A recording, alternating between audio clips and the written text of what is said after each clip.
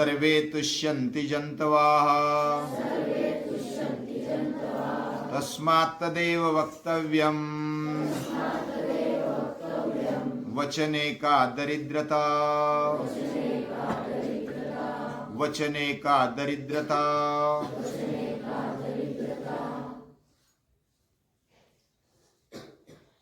एक गांव में दो मित्र रहते थे। एक को बहुत ही मधुर बोलने की आदत थी और एक को बहुत बुरा बोलने की आदत है, यानी वो बहुत ही चुपता था और अनाप शनाप बोलते जाता था। उसका बोलने का और आचरण करने का कोई तालमेल नहीं था। ऐसे दोनों एक ही गांव में रहते थे। एक ऐसा था जिधर भी जाता उसके साथ झगड़े हो जाते, क्योंकि वो बोलता ही ऐसा था कि सामने वाला झगड़ता था, उससे ही झगड़ता था। उसको लगता है कि मेरे साथ ही क्यों झगड़े होते, उसको समझ में नहीं आता था। लेकिन बचपन से उसने गाली सुनी, बचपन से उसने आसपास के लोगों के शब्द सुने और वही वो बोलने लगा था। और ऐसा ही बोलते हैं, ऐसा ही उसको पता था।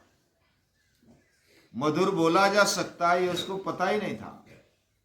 घर वाले भी वैसे ही बोलते थे और आसपास जो एरिया था वैसा ही बोलते थे, तो वही आदत पड़ गई थी। और जो मधुर बोलता था उससे सभी मित्रता चाहते थे। उसके बहुत सारे मित्र थे। वो कहानियां बताता था, उसके उम्र के बच्चों को लेकर बैठता था और उसकी गपशप चलती थी तो किसी को ऐसा मन नहीं होता था कि बस उठ जाए, अभी तू जा, इधर से बड़बड़ मत कर, ऐसा नहीं बोलते थे। उसका स्वभाव भी बहुत ही बढ़िया था। उसके घर में माता पिता दादा दादी ऐसा बोलते कि हमें मुख ऐसा अवयव दिया है, उसका अगर सही उपयोग करेंगे तो हमारा चरित्र बनेगा। यानी हमें मुख दिया है तो उसका उपयोग क्या क्या होता है। मुंह का उपयोग कैसा करते हैं? खाने के लिए करते हैं, पानी पीने के लिए करते हैं, और किसके लिए करते हैं? बोलने के लिए करते हैं। कभी कभी सांस भी ले लेते हैं, कभी खांसते हैं, हंसते हैं और रोते भी है। मुंह का उपयोग, हमारे मुख का उपयोग अलग अलग तरीके से होता है। अलग अलग भावना व्यक्त करने का जो माध्यम है वह मुख है। और हमारे बहुत सारे अवयव दिए हैं तो उसका उपयोग, हम मुख का उपयोग सीखेंगे तो बहुत सारे अवयव लाइन में आ जाते हैं, सही काम करने लगते हैं। उसको ऐसी सीख मिलती थी माँ बाप से, दादा दादी से, कुटुंब से, और वो सोच समझ कर बोलता था। उसकी वाणी इसलिए मधुर थी। उसकी आवाज बढ़िया नहीं थी या तो मधुर नहीं थी, फिर भी वो बोलने में बहुत माहिर था।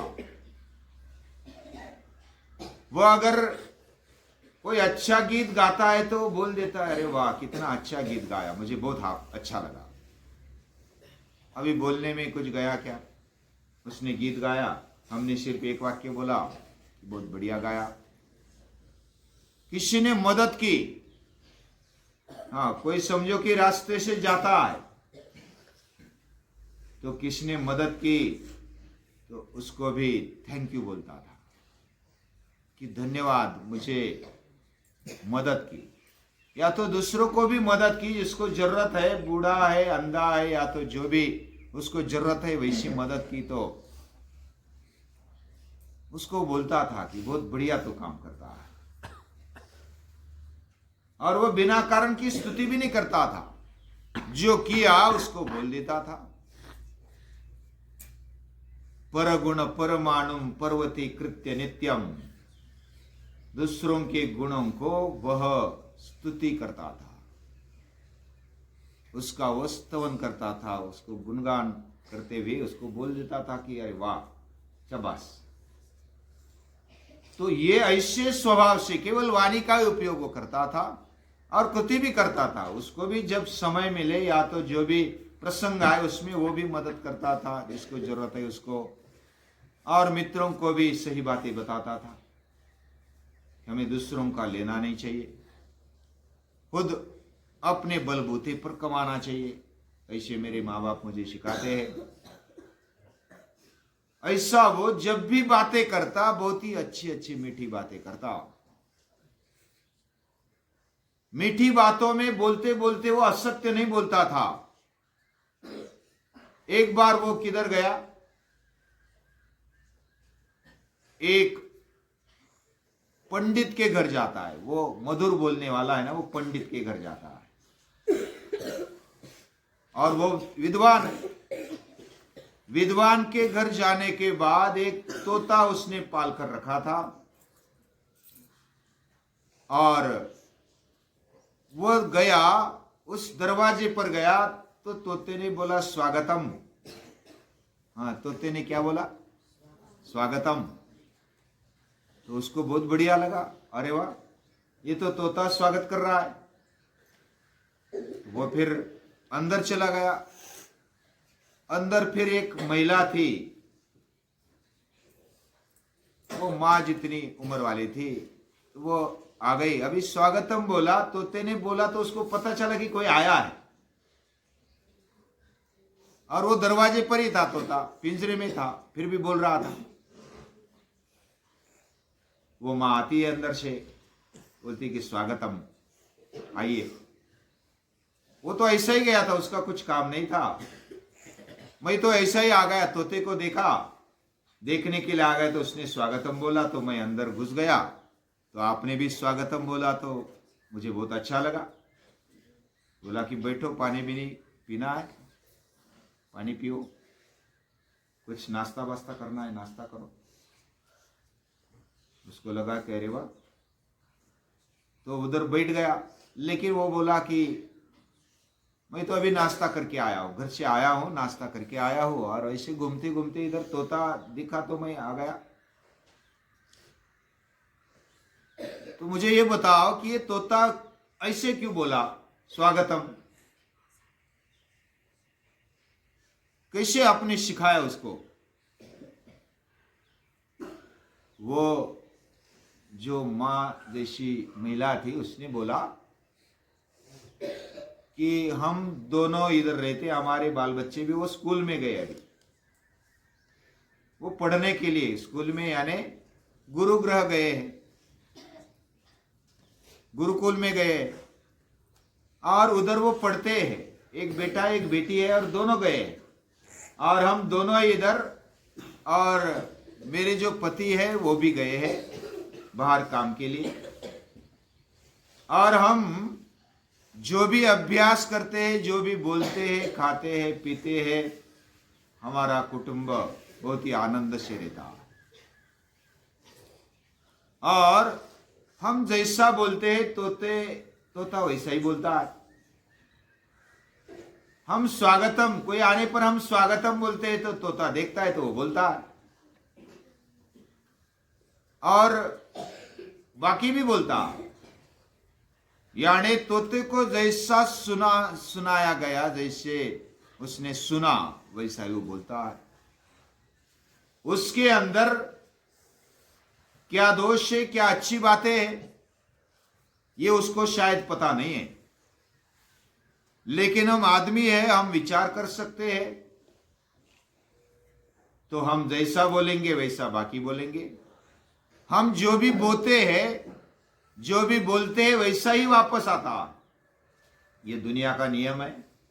वो मां बोलने लगी उसको, हम जैसा बोलेंगे, जैसा हम एक दाना बोते हैं तो उसके कितने गुना दाने मिलते हैं? सैकड़ों गुना मिलते हैं। जैसा हम बोलेंगे वैसा ही वापस मिलेगा। हम गाली देंगे तो गाली मिलेगी, हम अच्छा बोलेंगे तो अच्छा मिलेगा, हम गलत बोलेंगे तो गलत वापस आ जाएगा। ये दुनिया ऐसा वापस देने वाली है। जो भी हम देते हैं, हम क्या देना चाहिए, क्या देना चाहिए, मैं आपसे पूछता हूं वेदांत, हमें क्या देना चाहिए? अगर देते हैं वही वापस मिलता है तो हमें क्या देना चाहिए? हम बोलते हैं वही वापस बोलना हमें मिल जाता है तो हमें क्या बोलना चाहिए? हम खाते हैं तो वैसी हमारी प्रकृति बनती है, हमारा स्वभाव बनता है, मन बनता है, तो हमें क्या खाना चाहिए? यानी मुख से जो भी कार्य करेंगे अच्छा करना चाहिए। अभी इसको यह अनुभव आया, लेकिन दूसरा वाला जो था ना, वह भी उस घर में जाता है एक बार, उसका भी वो तोता स्वागतम बोलता। फिर वो बहना आती है, वो भी बोलती है स्वागतम। बोलता ही तोता क्यों पाल कर रखा है? हाँ, और क्या मैं अभी चल रहा था और आपने क्यों बुलाया मुझे? अभी वो झगड़ने वाला कोई भी कारण ढूंढता है, तो झगड़ा करने लगा। झगड़ा करने लगा, उनकी आवाज से आसपास के जमा हो गए। इधर तो कोई झगड़ा कभी होता नहीं था, अभी झगड़ा क्यों हो गया? और उसकी आवाज बड़ी बड़ी होती गई। वो माँ तो एकदम सामान्य तरीके से बोलती थी, तो आजू बाजू के आ गए, उनके वो जो अड़ोसी पड़ोसी वाले होते हैं ना, वो भी पहचानते हैं घर वालों को, कुटुंब को। दो चार युवान थे, वो आ गए, उनको मालूम था ये गांव वाला लड़का कैसा है। उन्होंने फिर पिटाई की उसकी, और पिटाई करते हुए फिर भेज दिया घर पे, जा घर पे। इधर कहां कैसे बोलना है थोड़ा समझ करके बोलो। ये बात पिटने पर समझ में आ जाती, कभी कभी वो भी नहीं आती। यानी हमारी बुद्धि, हमारा मन जैसा सोचता है, हम जैसा बोलते हैं, हमारा शरीर जैसी कृति करता है, वैसे संस्कार हम पर होते जाते हैं। ये इस कहानी का तात्पर्य है। और क्या इस कहानी से आपको मिला? एक एक वाक्य में कोई बता सकता है? कौन बताएगा? हाँ, बोलो कृष्णा, इस कहानी से क्या मिला?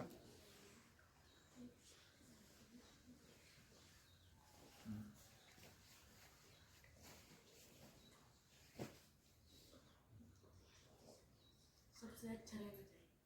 हाँ, सबसे हमारा जो बर्ताव है, व्यवहार है, वो अच्छा होना चाहिए। और वेदांत को क्या लगता है? हाँ, मंथन।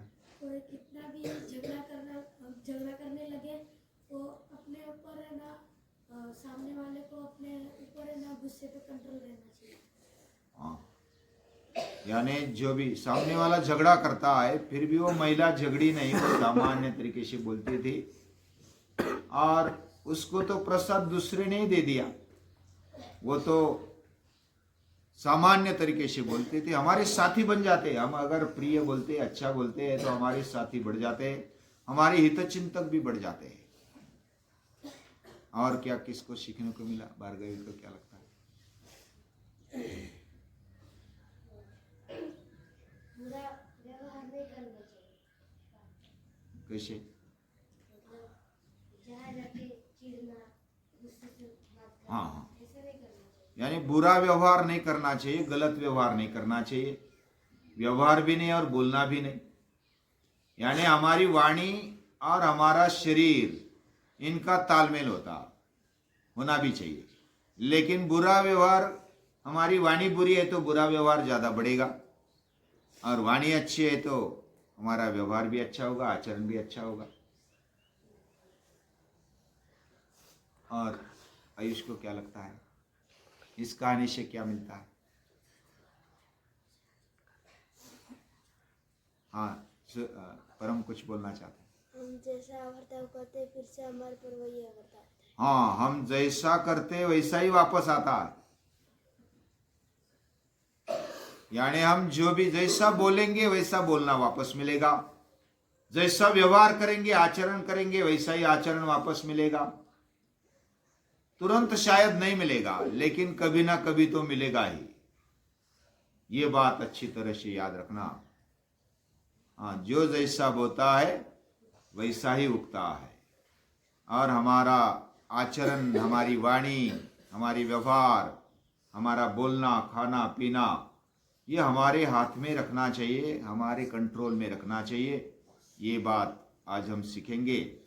और जो भी ऐसी कहानी हमें बताते हैं और हमें प्रेरणा देते हैं, बहुत सारे महापुरुषों ने ऐसी छोटी छोटी कहानी बताकर हमारे जीवन में संस्कार भरे, उन संस्कार दाताओं को नमन करते हैं।